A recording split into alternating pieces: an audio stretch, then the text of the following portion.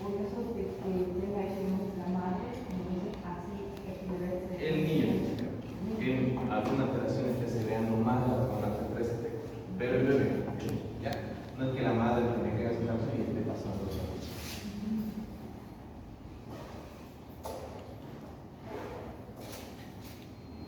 Bien, ahora clínicamente, cuando hablamos de erupción prematura se pueden dar de casos o se denominarían o se denominan dientes natales a las visitas dentarias que ya se observan al nacimiento. Entonces hay casos obviamente muy aislados en el que ya bebés nacen con visitas dentarias, se denominan dientes natales. Y una denominación también más específica para los que erupcionan en los primeros 30 días de recién nacidos, dientes neonatales. Pero se dan cuenta, hasta el primer mes de vida, bebés con un mes ya le están saliendo las visitas. Alguna alteración está provocando que estén erupcionando. Son casos aislados, y de esto les hablaba. Estos son casos tan aislados, muy poco común, o tal vez sí se encuentra en nuestro medio, pero que no se documenta y no se escribe, ¿no? Entonces, siempre les voy a recordar de esta manera. Cuando ustedes atiendan su consultorio, ¿no? Y llega una mamá y le dice: mi bebecito ya tiene dientecito ya le están saliendo los dientes, tiene apenas un mes. Cuando ustedes están trabajando en su consultorio privado, su consulta privada, lo ven, le revisan, y ahí lo ven, siendo que es un caso muy aislado, muy poco frecuente. Lo podrían documentar, podrían hacer el seguimiento y podrían presentar ese caso clínico a una sociedad civil. Entonces, lo que ustedes vean en su consultorio, no lo dejen ahí. Documenten el seguimiento, hagan un caso clínico, documenten todo el caso y preséntenlo, porque esto es de mucho interés. Estos casos, por ejemplo, en nuestro medio, no se reporta tanto. Son como casos muy aislados de dientes natales y neonatales. Entonces, pero tal vez no se sabe porque no se está documentando estos casos. Muchos de estos son casos de verdad muy aislados, que ni siquiera se ve en nuestro medio. O tal vez sí hay, pero no se está reportando, ni se está documentando. Lo dejan ahí. Todo lo que ustedes vean interesante siempre lo van a documentar. En el caso de la erupción prematura, las complicaciones más frecuentes o la complicación directa que puede haber es una exfoliación también prematura, porque son dientecitos en los que se ha alterado el desarrollo, ¿no? Y todo el proceso, tanto el embriológico, el desarrollo y el de calcificación o endurecimiento, ha sido alterado. Por tanto, esa piecita no va a tener ni el volumen, ni la fuerza, ni tampoco estructuralmente la dureza de un diente normal. Entonces llega a exfoliarse también prematuramente. Llega a perderse la piecita. ¿Ya?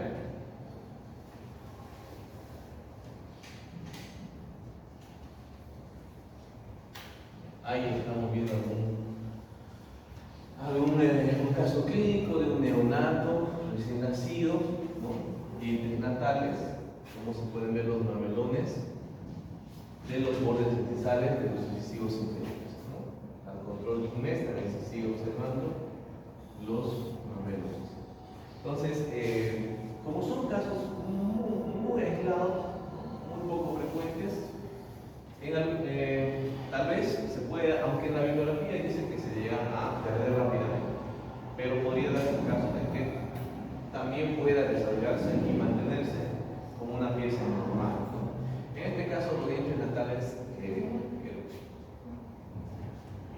en los dientes natales se habla de una pérdida prematura por el hecho de que, aparte de que están alteradas todo el proceso de sueño del dientecito, también estamos hablando de que el huesito en el cual están alojados también está en pleno desarrollo. Por tanto, no tiene fuerza para mantenerlo muy bien implantado. Por eso, más que todo, se produce la exfoliación prematura, ¿ya? Porque esta piecita prácticamente está con movilidad. No se olviden que el bebé tiene muchos movimientos por la succión, ¿no? De la leche materna. Entonces, hace de que esta piecita esté moviéndose y se llega a perder. Incluso, para que entiendan, pues esto es tan blandito en esa zona que es parte también como la encía, que solamente la tiene el brazo. Entonces, con los movimientos y demás, esa piecita va a exfoliarse. Al moverse, la piecita dentaria puede producir dolor al niño, ¿no? Y también son complicaciones que puede haber en el caso de erupciones prematuras. Entonces, la piecita va a exfoliarse. Ahora, hablando, si hay erupción prematura, también hay una erupción retrasada. ¿Ya? Erupción retrasada, también conocido erupción tardía, erupción prolongada, erupción retardada. Se habla cuando el primer diente caduco erupciona después del final del 13º mes de vida, después del año de vida. Cuando el primer diente permanente erupciona después de los 8 años. Las causas, igual que los prematuros, son causas desconocidas, pero relacionadas mayormente a causas heredofamiliares. Si en el anterior había un exceso de segregación de las hormonas T3 y T4, aquí habría una disminución en la producción de ese tipo de hormonas, ¿no? Deficiencia de la vitamina D, una alteración sistémica como la displasia cleidocranial, que es una enfermedad sistémica, que más bien sería una consecuencia de esta alteración, que es una enfermedad que provoca una alteración en el desarrollo tanto de huesos y de la pieza del tejido duro, todo en su cuerpo. La displasia cleidocranial. Es una alteración igual muy aislada, muy poco frecuente. Son pacientes de baja estatura, frentes prominentes, de tórax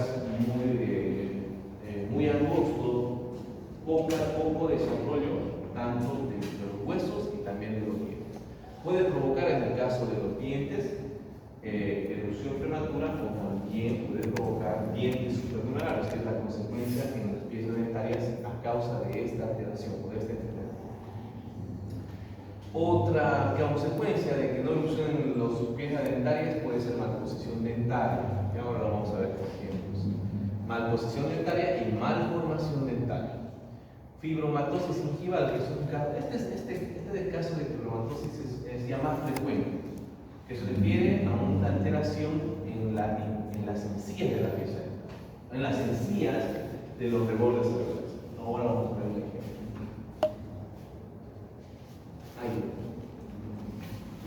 Cuando este es un caso de fibromatosis mucho más complejo, se caracteriza clínicamente por un agrandamiento total o parcial y la encía aparte se va volviendo un tejido mucho más denso, mucho más endurecido, que impide que las piezas dentarias tengan erupción o fuerza de erupción. Entonces, esta fibromatosis envuelve incluso a la pieza dentaria. Las piezas dentarias no quiere decir que no estén acá, que están ahí, solamente que están envueltas por encima. Ha habido un exceso de crecimiento de las encías. Y aparte, esta encía, este tejido, es de consistencia mucho más endurecida que una encía normal, por lo que la pieza dentaria queda como atrapado dentro de estas estructuras y pues no llegan a verse en la cara. Pareciera que no hubiera erupción, ¿verdad? Pero sí, las piecitas han erosionado, solamente que la encía es que ha cubierto la pieza. Fibromatosis gingival es de casos más complejos, hasta casos leves o localizados, ¿no? Una sola piecita dentaria. En este caso mucho más leve, por ejemplo, ustedes tal vez van a encontrar estos casos en odontopediatría, que van a ver que la piecita está dentro, pero por algún motivo no está erupcionando. Lo que se hace simplemente son cortes, incisiones, para que la encía pierda fuerza, pierda esa estructura más densa en esa zona y la piecita dentaria puede erupcionar, ¿no? En el caso de estos más complejos, también la solución es más quirúrgica, ¿no? Se va retirando el exceso de encía, ¿no? Y hay algo que ha debido provocar, hay que buscar la causa que ha provocado ese exceso de crecimiento de las encías. Muchas de las causas son heredofamiliares también, pero mayormente, o en algunos casos también, por estar tomando alguna medicación. algún medicamento como un antibiótico, por ejemplo, que son los que más pueden provocar algunas causas o efectos secundarios. ¿Ya? Y acá vemos un ejemplo de, por ejemplo, de unos caninos incluidos. ¿Ya? ¿Y por qué creen que los caninos se han quedado atrapados dentro de los huesos maxilares? La erupción retrasada está muy relacionada con este caso, que son los, bueno, conlleva a que haya dientes incluidos o dientes retenidos. No están erupcionando los caninos. Estamos hablando de erupción retrasada de los caninos.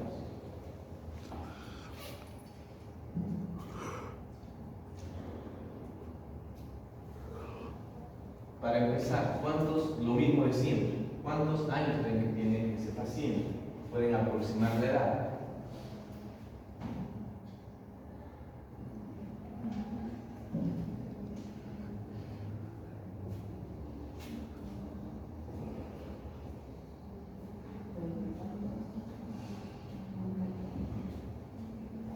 No, 23 años, ¿quién da más? ¿Quién da menos? 15 años. 15 años. Ya, 15 años. ¿Quién da más? ¿Quién da menos? 18. 13. Todos tenemos ideas diferentes esta vez. Nadie ha conseguido. A ver, analicemos.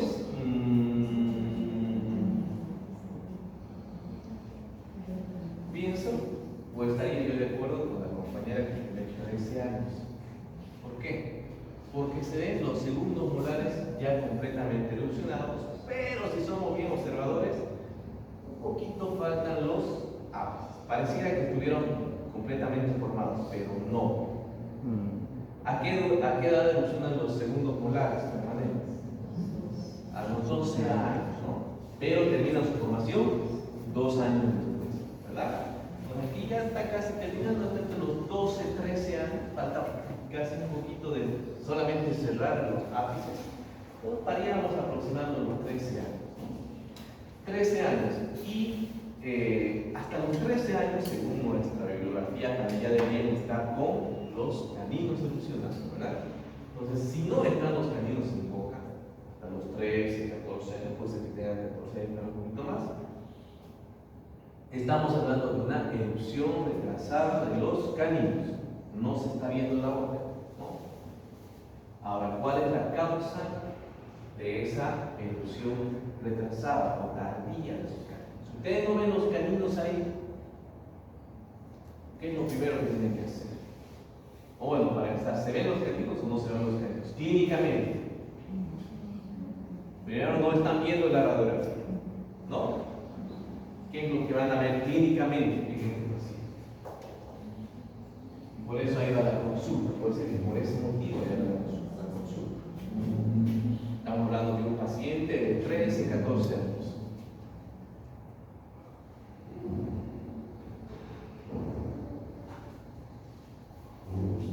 ¿Qué pueden ver? ¿Qué pueden notar?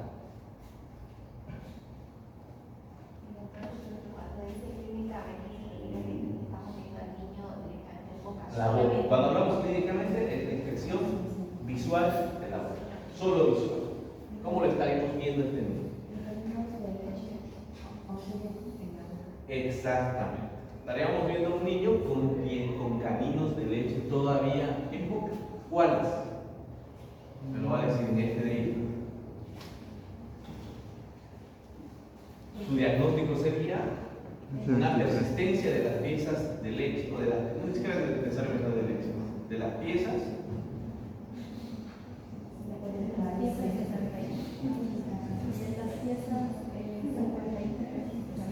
Exactamente, de las 53 y las 60.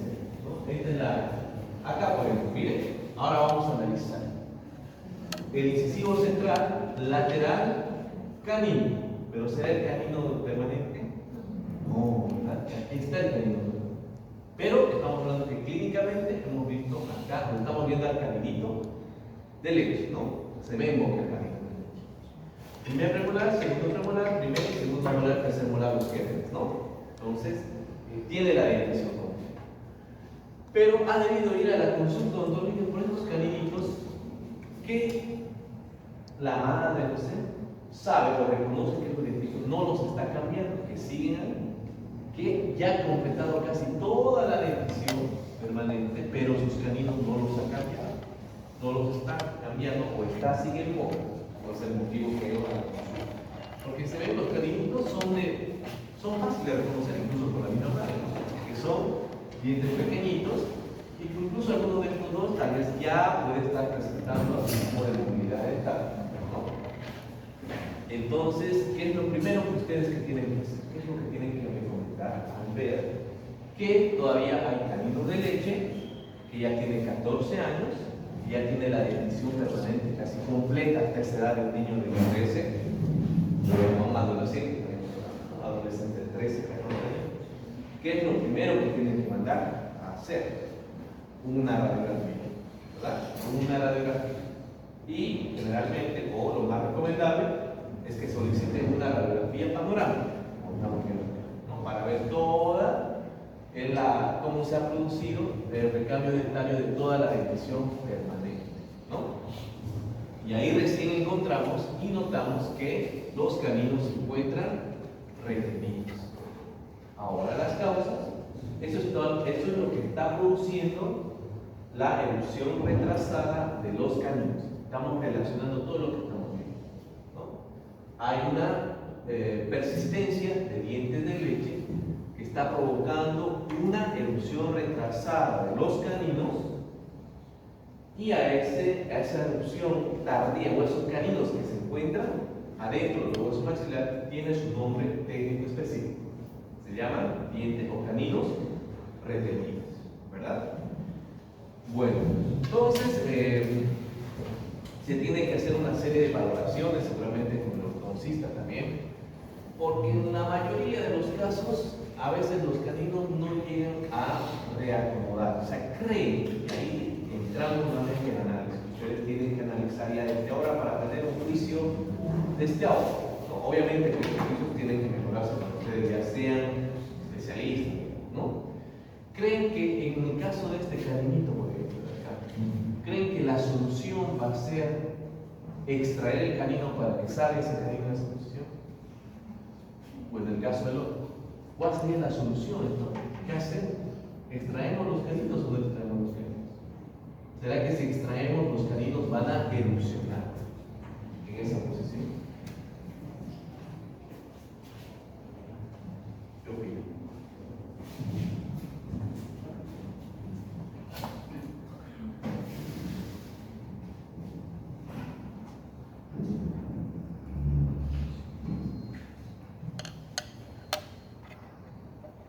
Como odontólogos generales, por ejemplo, ustedes, si les llega este caso, ¿le harían la extracción de los caninitos de leche? Puede ser que se le haga la expresión y luego le haga otra. Y saben que hablamos de casos a veces que parecieran tan sencillos que llegado el momento no es así.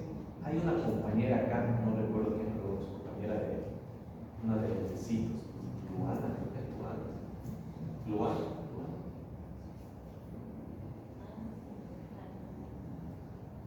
La habían extraído, creo que es a ella sí, la habían extraído, en un lado tiene todavía el molarcito de leche, me va a hacer recuerdo para que lo analicemos en patología.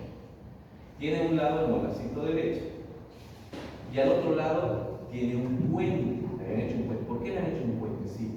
Incluso no es un puente, es una plaquita, una placa removible de una sola piecita. ¿Por qué no lo tiene al otro lado? Y ahí le habían extraído el dientecito de leche, le habían extraído. ¿Y por qué la han extraído? No sabe. Incluso dice que estaban en el caso de ir a demandarle al odontólogo por haberle extraído. O sea, analizando el caso, ¿habrá sido lo correcto que ese odontólogo extraiga ese molarcito de leche, en todo caso? Molarcito de leche. O sea, siendo un molarcito de leche, teniendo una edad de, bueno, hace 15, 16 años, voy a analizar bien el caso de ¿Habrá sido correcto que le extraiga? ¿Cuál es el error que hice contigo? Que lo contó, que ha habido negligencia en este caso, haberle extraído eso. Porque el otro lado está su molacito de leche, está. Y lo que iba a tener los dos molacitos de leche. El otro molacito de leche que todavía no tiene, en reemplazo, no sé si el primero o el segundo, está bien. Está desregadas las raíces, no se ha reabsorbido, hay buena función en ese lado, utiliza, está incluso la leche en la tapadura que parece un trocito de leche, lactosa, pero del otro lado miren que ya está con el espacio vacío que la compañera tiene que colocar una plaquita removible de una sola unidad, no sé si se ha visto, sobre una sola piecita tipo puente. ¿Cuál ha sido el error? Que tal vez yo pienso que ella no recuerda muy bien, no hemos hablado muy bien. Tal vez no me tomaron una radiografía para decir que efectivamente no hay los premolares, que hay una agenesia de los premolares. Y si hay una agenesia, tal vez no había necesidad de extraer ninguno de los fluidos. Y se mantenga y por ahí si se cae bien, si no. Y más por eso es que no estaba provocando ningún tipo de alteración. ¿No? ¿Para qué extraerlo? Ahora, eso pues llevaría a otras consecuencias. A ver, se ha extraído un molarcito, pero tranquilamente lo puede cerrar el espacio de los molares, el de atrás, no sé si el premolar, no sé si se ha perdido el primer molar de leche o el segundo, pero podríamos decir, pero poco a poco se va cerrando el espacio.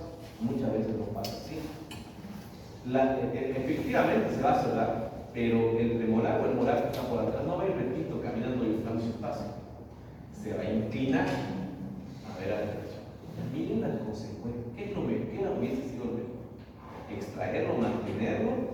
¿O que haya este tipo de consecuencias? Miren la incomodidad de su compañero de tener que usar una plaquita unitaria. Y ese es el caso, ese es el problema. Que parecen estos casos tan sencillos de cambio, de extraer por extraer, de no saber el tipo de erosión mineral. Queremos pensar que tal vez no lo ha confundido también la colega, si ha sido un segundo molar de leche, que lo haya confundido con un, no sé, con un molar, no sé qué podemos saber. Doctor, yo analizando ahora la radiografía, yo creo que de todas formas va a salir perjudicada si le extraen o no, porque como el paciente se ve, recién se están formando las coronas de sus terceros molares, entonces cuando ya termine de formar, va a seguir recorriendo toda la parte anterior de los dientes y va a terminar fracturando su incisivo central por la anulación, como está indicando. Ya, puede haber una alteración de los incisivos, dice, ¿no? Ajá. Puede haber un trauma en la raíz. Ya. Bueno, de que va a haber alteración, obviamente va a haber alteración, algunas consecuencias. Bueno, entonces analizando nuevamente este caso, lo que dice compañero es muy cierto, pero aquí yo por eso le preguntaba, nosotros como doctores generales, ¿será que podemos tratar esto? No, por eso les he hablado de otro caso. Seguramente los doctores que la han tratado cuando no era un especialista, tal vez no sé. O incluso siendo nosotros de pregrado, no deberíamos tener ese juicio de extraer por extraer.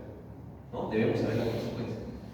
Ahora, ¿por qué le digo? Porque en este caso, no solamente en este caso, si pillamos este caso, no solamente nos vamos a limitar con tener una panorámica, sino tomar ahora una tomografía computarizada.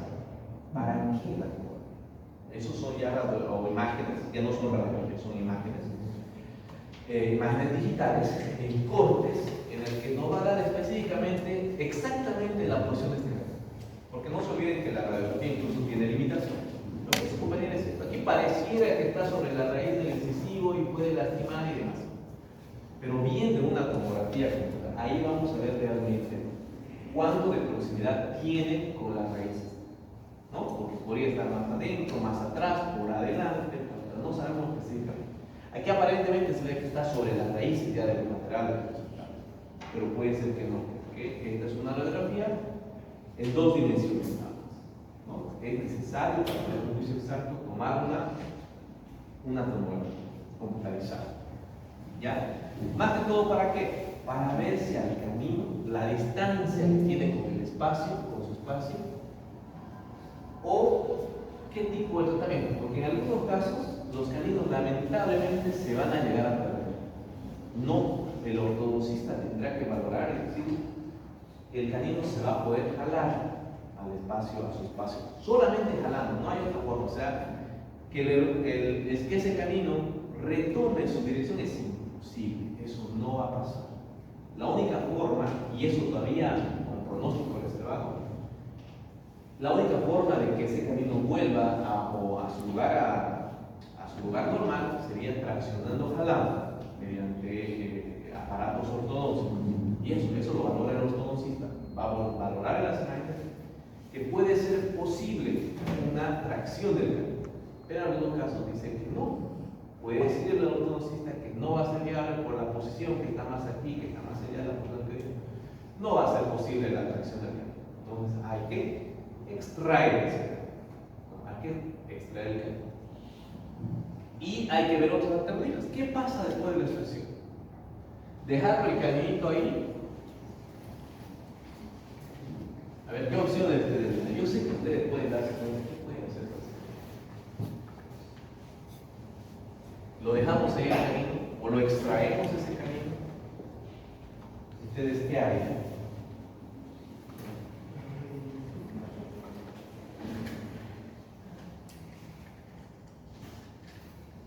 Yo creo que sí debería dejarse por el tema de evolución. Ya, tu compañera, la doctora Carla Vélez dice que lo va a dejar el canino. A ver, otro criterio, porque así se tienen que analizar los casos. A ver, digamos que ella es odontopediatra que va a dejar el canino también. ¿Alguien quiere ser cirujano y quiere extraerlo de una vez? El canino. Aprovechando que el canino lo vamos a extraer entretenido y una vez ya lo sacamos el derecho. Así un 2 por 1 le van a lanzar la oferta al vacío. Pero va a quedar vacío ese espacio.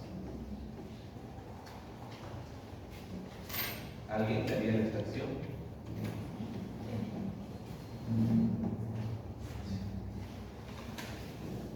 Bueno, aquí tenemos que tener muchos criterios y muchos pueden ser válidos por si acaso. Lo que dice la compañera puede ser muy válido. ¿Cuándo se lo deja ahí ese canino? Habría que valorar si está bien implantado. Si no tiene movilidad dentaria, se lo deja. Pero ¿qué va a pasar después?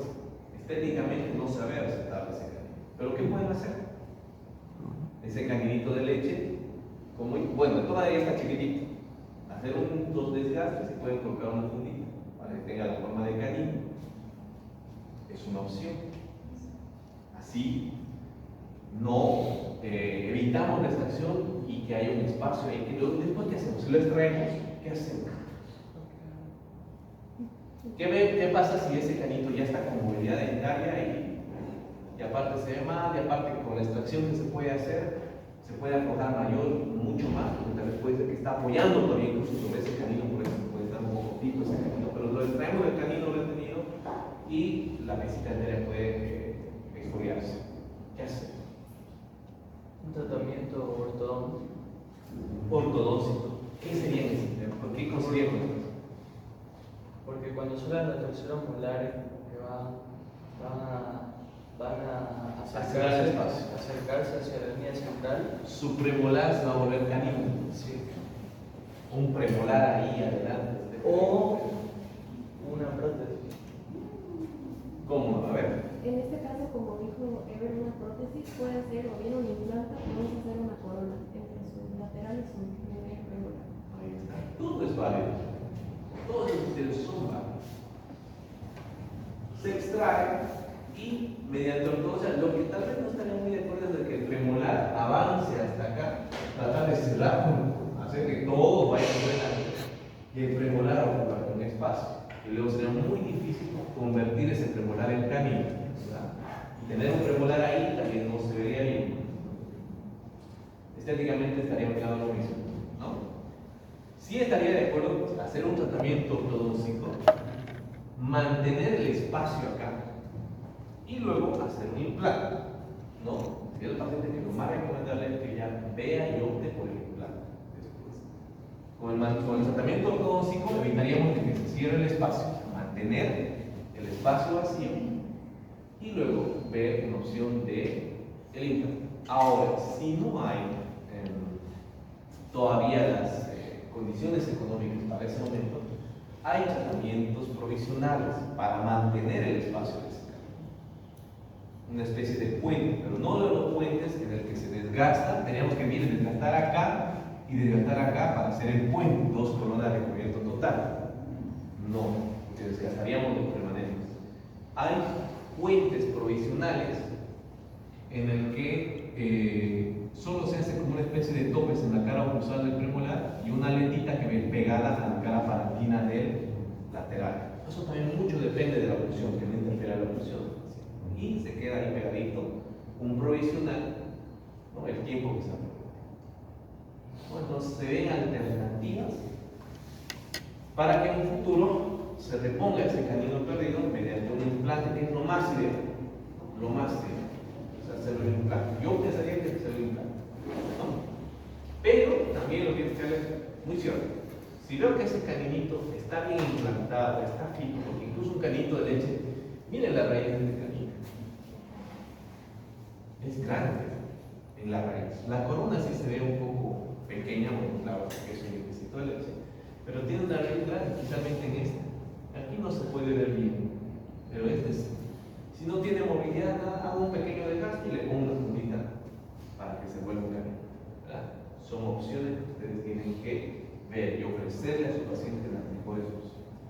Pero no extraer por extraer y luego dejarlo ahí, porque no va a pasar lo que su compañera le pasó, ¿no? Sin motivo le han extraído una pieza de leche que podía haber. Y el problema que ni siquiera se queda ahí. Imagínense el problema que pueden tener ustedes. La compañera, por el que vamos a preguntar ahora que venga, estaba iniciándole una demanda al doctor por negligencia, ¿no? Porque ha perdido una piecita dental y ahora ¿qué está haciendo? Está usando una prótesis removible, ¿no?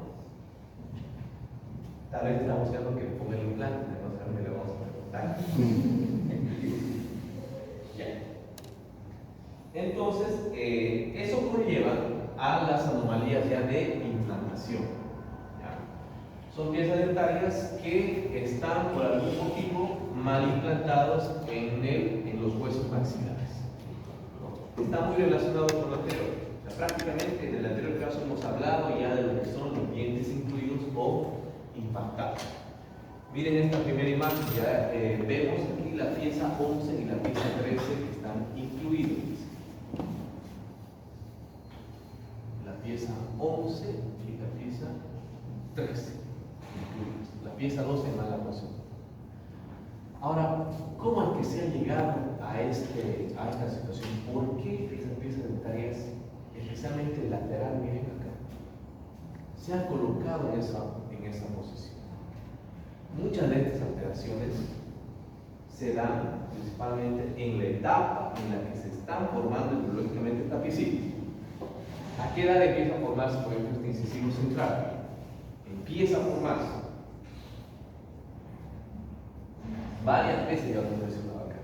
Incluso creo que veo una vez en la respuesta.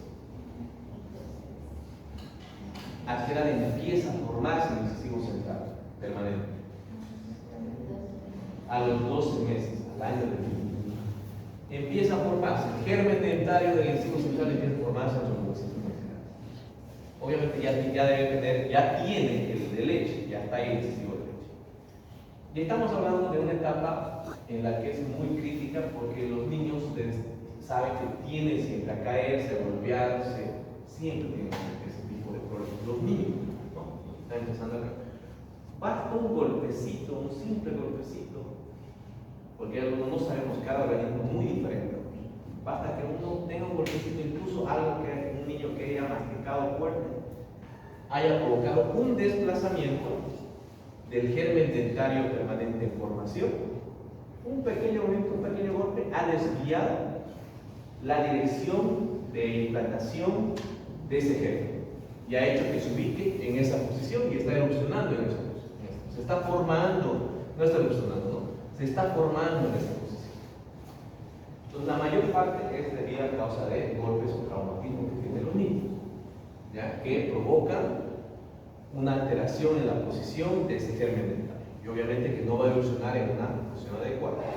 Y la mayoría de los casos son generalmente en el sector anterior o también en el sector, pero ya esto es por otro tipo de alteraciones, más que todo por falta de espacio en los terceros molares, ¿no?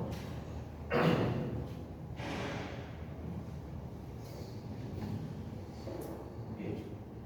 Los dientes impactados más frecuentes son los terceros molares mandibulares de abajo y los caninos maxilares. Típico caso son los caninos retenidos. Cuando hablamos de caninos retenidos o caninos impactados, hablamos de los superiores. Rara vez vamos a ver, o en el caso del maxilar, rara vez vamos a ver un diente incluido en la mandíbula, excepto los terceros molares. Muy rara vez. Y en el caso de los superiores, los caninos. Incluso los terceros molares pueden llegar a evolucionar. Muy arriba en la tuberosidad, pero llega a evolucionar. No tiene tanta complicación los terceros molares superiores, pero llegan a evolucionar. Pero los que se quedan adentro, los huesos maxilares, son los caninos maxilares y los terceros molares mandibulares. Son los que mayor, claro, los que mayor frecuentemente se pueden observar, pero en algunos casos muy aislados, puede ser que otro diente, por alguna alteración, se pueda quedar incluido fuera de los que estamos mencionando, ¿no? En este caso, miren, los terceros molares mandibulares, muchos de ustedes lo tienen en esta posición, ¿no? Al hacer el examen bucal hemos notado que se ve una pequeña cúspide que pareciera que está inclinada. Ya muchos de ustedes, cuando hagamos la radiografía de terceros molares, tratemos de sacar un poquito más hacia atrás para ver, para tener por lo menos una referencia en qué posición está esos terceros molares. Incluso ahora de los superiores, a los que no les han salido los terceros molares superiores, les he dicho, ¿verdad? Traten de ubicar un poquito más la placa para tener una referencia dónde está ese tercer molar superior. Solo para tener referencia, claro que no va a ser específico ni exacto, pero ya vamos a tener por una referencia si está o no está por ese tercer molar. Bueno, entonces, los caninos retenidos, típico caso, incluso van a hacer cirugías de caninos retenidos cuando estén aquí. Hay varias clasificaciones, hay dos clasificaciones para encasillar la malposición o la implantación de los terceros molares. Una de ellas, la más fácil de recordar, es la clasificación de Winter, ¿ya? Que esta toma en cuenta solamente la posición o la dirección a la cual está inclinada la pieza dental o la corona, ¿no? Esta puede ser total o parcial. Por ejemplo, esta es una total, porque no se ve la pieza dental. O parcial, cuando solamente se ve una pequeña porción coronal en la cavidad bucal. Esta clasificación de Winter está en relación a la posición, les había dicho, del eje de la pieza dental. Por ejemplo, mesioangular, noten cómo el eje de la pieza dental está inclinada hacia mesial. Entonces, así de esa manera, discoangular, vertical, completamente recta, pero parcialmente erosionada, completamente horizontal. Tenemos la bucoangular, cuando la corona está apuntando hacia el vestíbulo de la boca.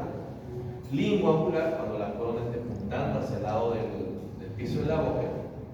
Y la invertida, cuando la corona está o la raíz esté hacia el plano, o sea, en dirección hacia el plano, ¿no? Entonces, esta es una de las clasificaciones, repito, una de las más fáciles para recordar, de acuerdo a la dirección del eje mayor de la pieza.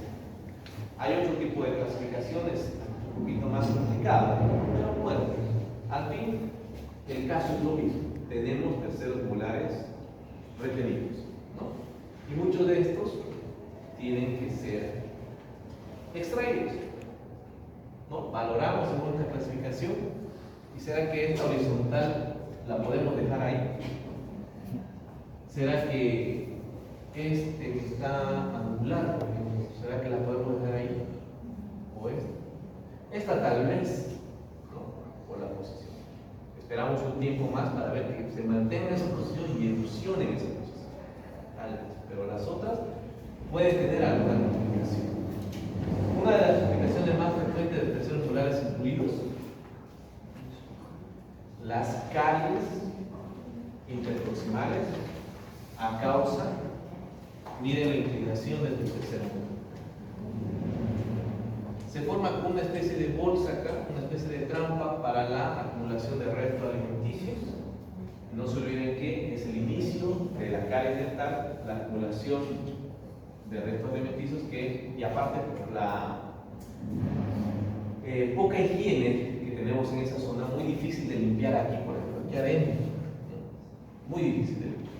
Por tanto, aquí esos alimentos se descomponen, el proceso de desmineralización de la pieza dentaria, todo el proceso cariótico empieza a cariarse tanto la pieza dentaria como también empieza la lesión cariótica en interproximal de esta pieza dentaria.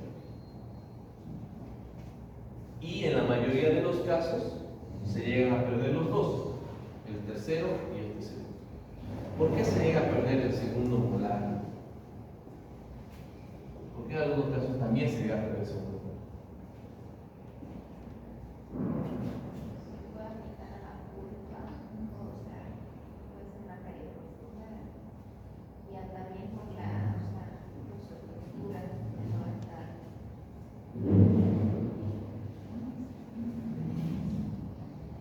¿Por qué creen que se llegue a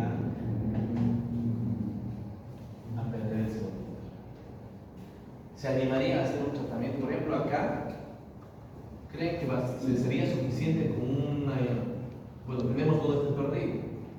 Retiramos la amalgama que hay aquí, la cavidad va a ser enorme, ¿no? ¿Será que se puede hacer una restauración normal en esa pieza? Por el tamaño, tal vez una incrustación, ¿no? Pero previa a la incrustación, tal vez hasta la endodoncia no puede salir bien en un segundo molar. La endodoncia. Pero la mayor veces cuando la restricción está más hacia cervical, incluso ya en la porción radicular, muy difícil la restauración. Porque obviamente la restauración no lo van a hacer en ese momento, ¿no? En ese momento de restricción. Se va a perder la piecita y hay dos casos, por ejemplo. En este caso especialmente, cuando la estructura está muy debilitada, hay dos cosas que tienen que valorar mucho los procesos. ¿Cuánto ustedes le pueden garantizar un tratamiento a esa pieza? Y eso es algo muy importante que tienen que desde ahora tener ustedes. Porque si ustedes le prometen a este paciente, no le vamos a extraer acá este segundo molar, le vamos a hacer una incrustación, ¿no? Que cicatrice un poquito la herida, vamos a cortar, pues seguramente se va a tapar con la encía que tenemos ahí, la cavidad. Y cortamos un poquito y vamos a hacer destapamos un poquito ese nivel y vamos a hacer, pese a que la restauración ya está en la porción radicular. Porción radicular, casi el tercio cervical de la raíz, que está comprometida acá. ¿No? Entonces, ustedes le dicen que le van a salvar esta piecita dental al paciente. Y el paciente, obviamente, por no querer perder esta piecita, vuelve, le van a hacer la restauración. Pero la pieza dentaria ya está muy debilitada. Miren, aquí también tenemos una amalgama. Entonces tienen que sacar todo esto, previamente hacer un tratamiento de conducto, porque la cavidad está muy profunda en conducto. Y ya muy bien, le vamos a dar la piecita, la endodoncia le va a gastar unos 700 bolivianos, la incrustación unos 700, ya 1500 cerrado. Le hacen por 1500, ¿no? Y puede ser que en un tiempo esté la incrustación ahí, pero estamos hablando de una zona muy crítica, como el de los molares, en el que hay bastante presión oclusal, ¿no? Y puede ser que al cabo de un tiempo no se quiebre su incrustación, lo que se va a quebrar es el remanente de la pieza dentaria. Se va a quebrar el remanente de la corona, ¿no? Que ha estado muy debilitada. Pero por alguna razón ustedes querían hacer la incrustación, por salvar la pieza, ¿no? Y tal vez por ganar unos cuantos años. Y al cabo de un tiempo se sale, ¿no? Entonces, ¿qué creen que el paciente no le va a reclamar, después de haber invertido tanto, después que se haya fracasado el tratamiento y modo de extraer la pieza dentaria, se pierde su criterio profesional. Por eso tienen que valorar muy bien el caso. Si ustedes se van a animar a hacer, si preferir el paciente dice que no, yo prefiero no hacerlo sin su restauración porque no va a fracasar. Se va a ir donde otro odontólogo, puede ser que otro lo haga, pero va a fracasar. Puede fracasar, ¿no? Entonces tienen que, sé que es muy difícil poder elegir eso, entre lo hacen o no lo hacen, porque si lo hacen y luego fracasan, su criterio como profesional va a estar en riesgo. No ha hecho un mal tratamiento. Si el paciente lo hace mal, me ha hecho. Él no va a decir, ay, que estaba así, por eso ha pasado. ¿No? El odontólogo lo ha hecho mal directamente. ¿No? Entonces, por eso es que tienen que valorar muy bien y decirle, está muy destruido, está muy caro. Si vamos a intentar hacer al cabo de un tiempo, se va a llegar a partir, no le garantizo mucho que le dure la incrustación, o le dure la corona, o le dure el tratamiento. La destrucción está casi hasta la raíz, es muy difícil hacer una reconstrucción hasta la reconstrucción de la raíz. Se le explica al paciente y él entiende muy bien, entonces hay que extraer los dos de uno. No son criterios inicios que ustedes tienen que valorar viendo la radiografía y viendo la clínica, ¿no? Ustedes solamente ven cómo está la piscina ahí en boca, cómo está quedando, cómo están las estructuras permanentes, porque incluso ni eso se puede ver de la radiografía. Aquí vemos que evidentemente hay una cavidad de la porción cervical, pero no solamente es ahí, ustedes tienen que preparar la cavidad, y al hacer la preparación se debilita más realmente la corona. Entonces tienen que ver dos cosas, ¿no? Hay algunos casos en los que sí se puede llegar a hacer, si es que la caries no ha llegado tanto a la porción cervical, ustedes pueden hacer la incrustación, ¿no?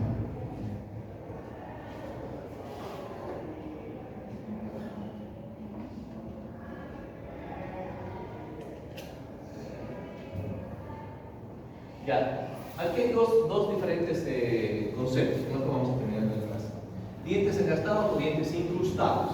Dientes engastados también puede ser sinónimo de dientes incluidos, dientes retenidos, que son más que todo piezas dentales que no han erupcionado por causas realmente mecánicas, por una barrera por el cual no está erupcionando. Generalmente, mayormente son la retención de dientes temporales. ¿Ya? Hay algún tope que impide que esa pieza dentaria erupcione. Causas más que todo, la diferencia son causas que impiden esa erupción, causas mecánicas, mientras que los incrustados es simplemente por una pérdida de fuerza de erupción. Está la piecita ahí formada, no hay ningún tope o una barrera que impida esa erupción, simplemente ha perdido la fuerza de erupción o el proceso de erupción se ha inactivado, por tanto se queda ahí. Entonces es la diferencia entre dientes engastados, incluidos o retenidos por la barrera física que no puede erupcionar, y los dientes incrustados que no erupcionan sin ningún motivo aparente. No hay nada que nos impida, pero se han quedado ahí adentro, ¿no? Pero para ambos, obviamente, el tratamiento es, ¿no?, la extracción. Aquí vemos el ejemplo, o un caso clínico de un retenido, de un canino retenido. Ya hay un tercer molar. Obviamente los terceros molares ustedes van a aprender que tiene una secuencia de pasos para, especialmente los que están en posición horizontal, hay que hacer odontosección. Son cirugías complicadas, pero ustedes lo pueden hacer como todos los generales. Al año, en quinto año, les van a enseñar a ustedes a hacer odontosección. Partir la piecita dentaria y sacar parte por parte. Y este es un caso de un canino retenido, incluido, que después de haber valorado, hecho el análisis, el odontólogo va a traccionarlo hacia el arco dentario, haciendo una pequeña penetración, ya sea y poner al descubierto, no sé muy bien qué hace, la cara palatina o la cara vestibular, generalmente es la cara palatina, se descubre esa porción de la corona, se pega un botoncito ortodóntico y por medio de alambres o ligas se va a empezar a traccionar a su posición para no perder el dedo. Ese juicio lo hace el ortodoncista. Se puede ver si ese canino puede ser traccionado. Pero si él ve que no va a ser posible o viable su tracción, tienen que extraer también ese canino. ¿Ya? Vamos a estar hablando un poquito más de esto en la siguiente clase y vamos a encontrar luego las anomalías de volumen. ¿Ya? Podemos refinando lo que tienen clases.